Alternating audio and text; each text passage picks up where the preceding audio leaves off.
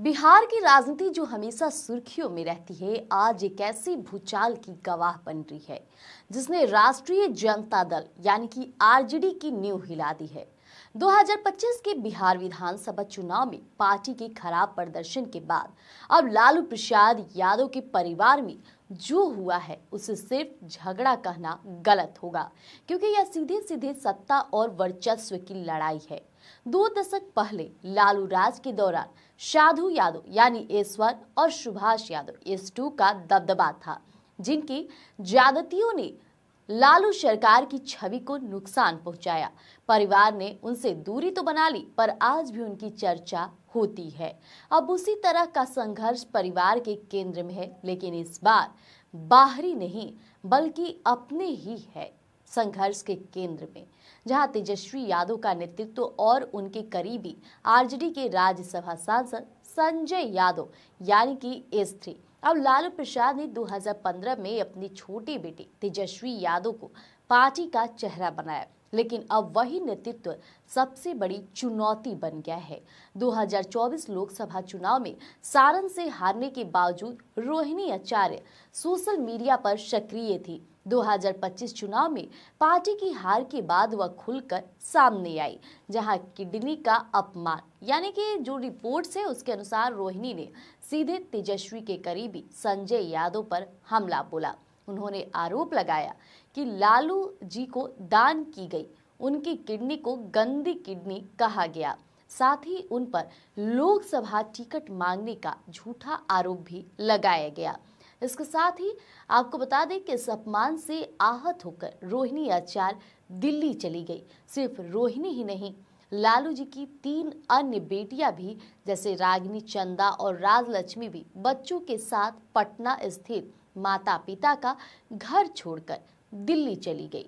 अब देखिए, यह परिवार में मची भारी उथल पुथल का संकेत है। ऐसे में पारिवारिक जो विवादों में घिरे तेज प्रताप यादव ने इस लड़ाई को और हवा दे दी। मई 2025 में गैर जिम्मेदार व्यवहार के कारण लालू प्रसाद ने उन्हें 6 साल के लिए पार्टी से निष्कासित कर दिया।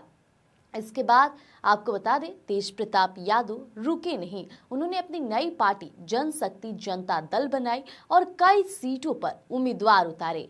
महुआ सीट से लड़ते हुए उन्होंने करीब 35,000 वोट हासिल भी किए और यही वोट आरजेडी को वह महत्वपूर्ण सीट हराने में निर्णायक साबित हुए। देखिए, भाई का समर्थन ये था कि निष्कासन के बाद भी तेज प्रताप ने रोहिणी आचार्य का खुलकर समर्थन किया और संजय यादव को सीधे जयचंद कहकर उन पर हमला किया। आज आरजेडी आंतरिक और राजनीतिक संकट के दोहराहे पर खड़ी है, जहां तेजस्वी यादव अपने बड़े भाई बहन की महत्वाकांक्षाओं, वरिष्ठ नेताओं की नाराजगी और अपने सलाहकारों को लेकर उठ रहे सवालों को संभालने का भारी दबाव है। विधायकों की बैठक में यह तनाव चरम पर था, जब तेजस्वी यादव भावुक भी हो गए और उन्होंने सवाल किया, पार्टी देखूं या परिवार। तब लालू प्रसाद यादव को हस्तक्षेप करना पड़ा। उन्होंने विधायकों को आश्वासन दिया कि यह उनका आंतरिक मसला है जिसे वह सुलझा लेंगे और सबको तेजस्वी को नेता बने रहने के लिए मनाना चाहिए।